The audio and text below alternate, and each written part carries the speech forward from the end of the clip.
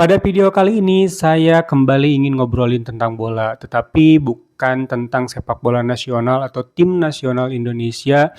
Pada video kali ini saya ingin menyeberang ke negeri tetangga yaitu Malaysia karena di sana lagi rame gonjang-ganjing mengenai proses naturalisasi atau skandal naturalisasi yang sampai hari ini masih ramai diperbincangkan khususnya oleh penggemar sepak bola. Sebenarnya malas juga sih harus nyenggol-nyenggol tetangga, tetapi skandal pemalsuan dokumen pada proses naturalisasi 7 pemain naturalisasi tim nasional Malaysia memakan korban, dan sayangnya si korban ini saya ngelihatnya sama sekali tidak ada yang membelanya, entah itu dari pundit, entah itu dari netizen, dan kebanyakan juga netizen Indonesia lebih berfokus pada ngebandingin bagaimana sih proses naturalisasi di Malaysia dan di Indonesia, kenapa hal itu bisa menjadi skandal.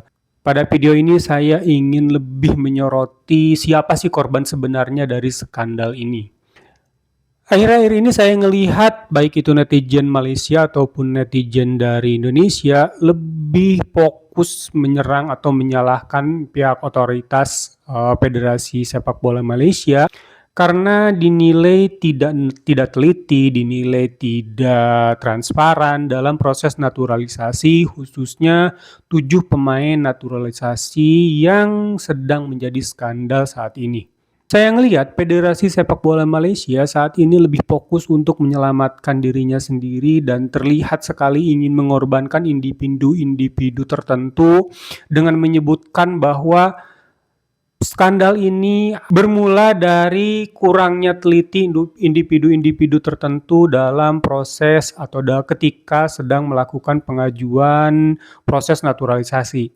Federasi Sepak Bola Malaysia terlihat seperti cenderung lebih menyelamatkan diri dan menyebutkan atau mengkambing hitamkan human error, dan terlihat sekali ingin menyelamatkan diri sendiri dengan mengorbankan individu-individu tertentu tersebut.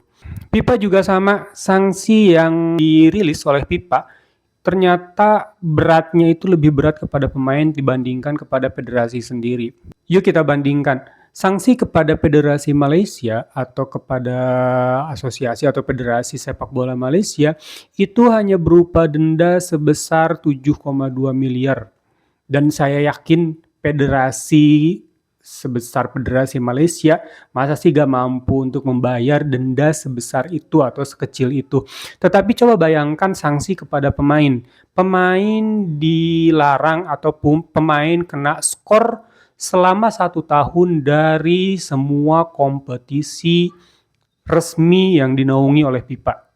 Karena saya tidak tahu apa yang ada di belakang layar atau deal-dealan dari pemain dan federasinya, saya tidak ingin menyebutkan bahwa pemain di sini sebagai seorang korban, tetapi mereka bukan pelaku. Mereka setidaknya bukan pelaku utama dari skandal pemalsuan dokumen pada proses naturalisasinya.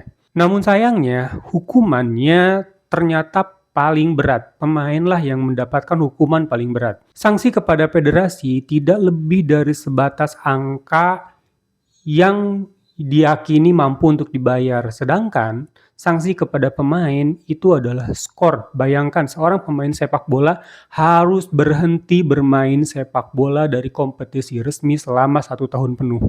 Federasi sebagai sentra dari skandal ini hanya disuruh untuk membayar denda. Sedangkan pemain dia akan berhenti bermain tanpa gaji, bisa aja tanpa klub, dan hal ini bisa aja menamatkan karir sepak bola mereka sejak dini. Berita Rodrigo Holgado yang dibekukan oleh Alves, klubnya dia bermain sekarang, adalah salah satu contoh matinya karir seorang pemain akibat skandal ini. Dan mirisnya, Federasi Sepak Bola Malaysia cenderung cuci tangan terhadap para pemain. Mereka sama sekali tidak melakukan pembelaan apa-apa. Mereka tetap sibuk untuk menyelamatkan dirinya sendiri dan sibuk untuk menyalahkan individu-individu supaya mereka bisa selamat dari sanksi yang lebih berat mungkin dan itu mungkin juga jadi prioritas mereka, sedangkan pemain dibiarkan sendiri dan cenderung seperti dikorbankan. Federasi Sepak Bola Malaysia sebelum dan sesudah membayar denda, mereka masih bisa bermain, mereka masih bisa berkompetisi, dan mungkin saja mereka masih bisa berprestasi. Tetapi pemain, 1 tahun tanpa gaji, 1 tahun bisa aja tanpa klub, tanpa adanya kompetisi, bisakah selepas sanksi pemain ini masih mendapatkan klub yang layak yang mau membayar mereka, atau karir mereka telah mati sejak dini? Teman-teman ada yang punya pendapat lain? Yuk kita diskusi di kolom komentar. Terima kasih.